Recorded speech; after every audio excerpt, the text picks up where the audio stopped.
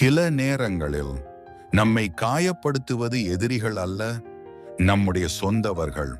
ஒரு இளைஞன் தன் சகோதரர்களால் விற்கப்பட்டான்.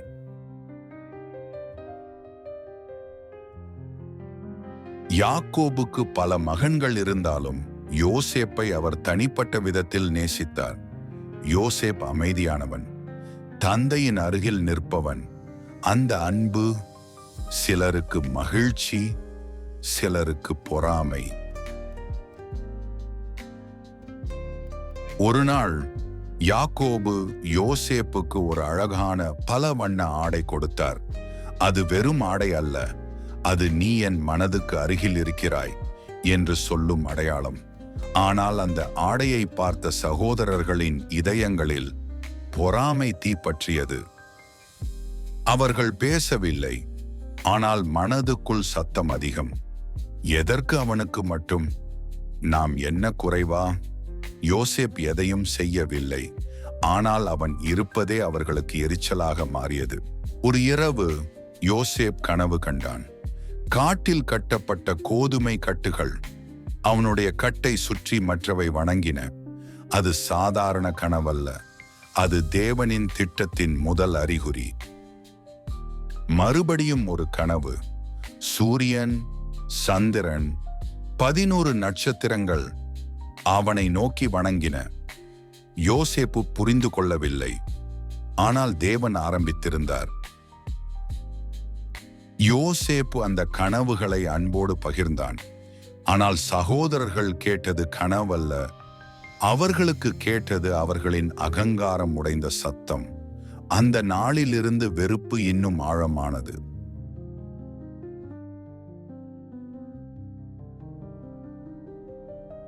ஒரு நாள் யாக்கோபு, உன் சகோதரர்கள் நலமாயிருக்கிறார்களா?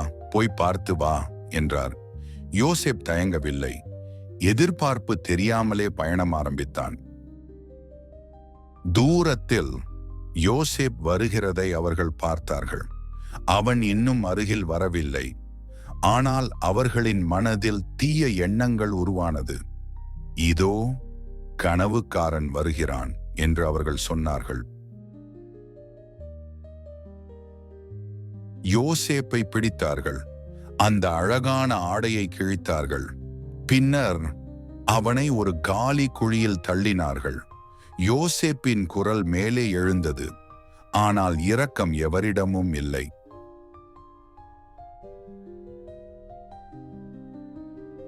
அங்கே ஒரு வியாபார குழு வந்தது. சகோதரர்கள் யோசேப்பை பணத்திற்கு விற்றார்கள். வெறும் வெள்ளிக்காசுக்காக ஒரு சகோதரனை விட்டுவிட்டார்கள். யோசேப் அழுதபடியே அறியாத தேசத்தை நோக்கி பயணம் செய்தான். ஆனால் அவனுடன் தேவன் பயணம் நிறுத்தவில்லை. யோசேப்பு அறியாத தேசமான எகிப்திற்கு கொண்டு செல்லப்பட்டான். அவன் தனியாக இருந்தான். குடும்பம் இல்லை, அன்பு இல்லை, அறிமுகமான முகங்கள் இல்லை. ஆனால் அவன் வாழ்க்கையில் தேவன் இன்னும் வேலை செய்து கொண்டிருந்தார்.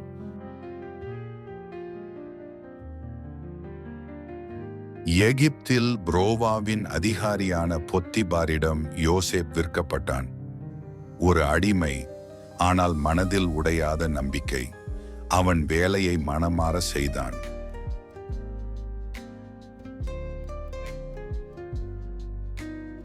கர்த்தர் யோசேப்புடன் இருந்தார்.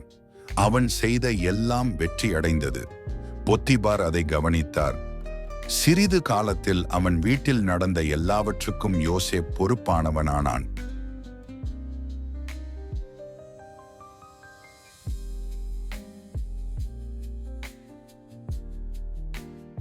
ஒரு நாள் பொத்திபாரின் மனைவி யோசேப்பை தவறான பாதைக்கு அழைத்தாள்.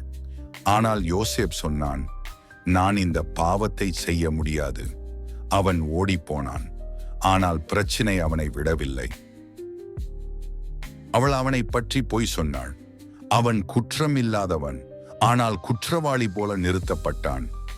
உண்மை அமைதியாக இருந்தது, பொய் சத்தமாக பேசினது. பின்னர் யோசேப் சிறையில் அடைக்கப்பட்டான். மீண்டும் இருள், மீண்டும் தனிமை, மீண்டும் அநியாயம். ஆனால் ஒரு விஷயம் மாறவில்லை. கர்த்தர் யோசேப்புடன் இருந்தார். சிறையில் இருந்தாலும் கர்த்தர் யோசேப்புடன் இருந்தார். சிறை அதிகாரியும் அதை கவனித்தான். அவன் யோசேப்பை நம்ப ஆரம்பித்தான். சிறையில் இருந்த கைதிகளுக்குள் கூட யோசேப் பொறுப்பானவனானான். இருள் இருந்தாலும் தேவனின் கிருபை அணையவில்லை. ஒரு நாள் பரோவாவின் பானபானரும் அப்பசாரியரும் சிறையில் இருந்தார்கள். அவர்கள் இருவரும் கனவு கண்டார்கள்.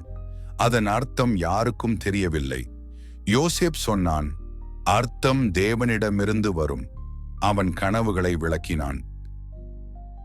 3 நாட்களில் அவன் சொன்னபடி நடந்தது. பானபானர் மீண்டும் தன் பதவிக்கு திரும்பினார்.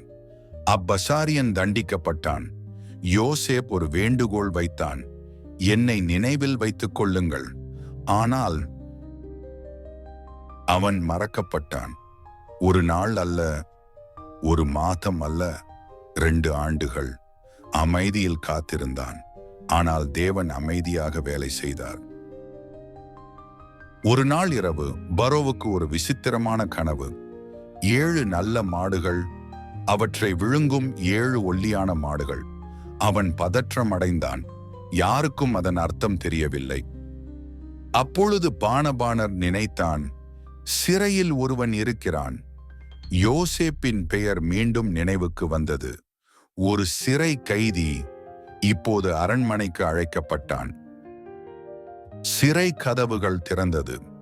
ஒரு இரவில் சிறையிலிருந்து அரண்மனைக்கு தேவனின் நேரம் வந்தது. பரோவின் முன் நின்றான் யோசேப். அவன் சொன்னான், அர்த்தம் தேவனிடமிருந்து வரும். அவன் கனவை விளக்கினான். 7 வளமான ஆண்டுகள், அதற்கு பிறகு பஞ்சம். பரோவ் அதிசயித்தான். இவனைப் போல ஞானம் உள்ளவன் இல்லை என்றான். ஒரு கைதி எகிப்தின் ஆளுநரானான். சிறையிலிருந்து அதிகாரத்திற்கு.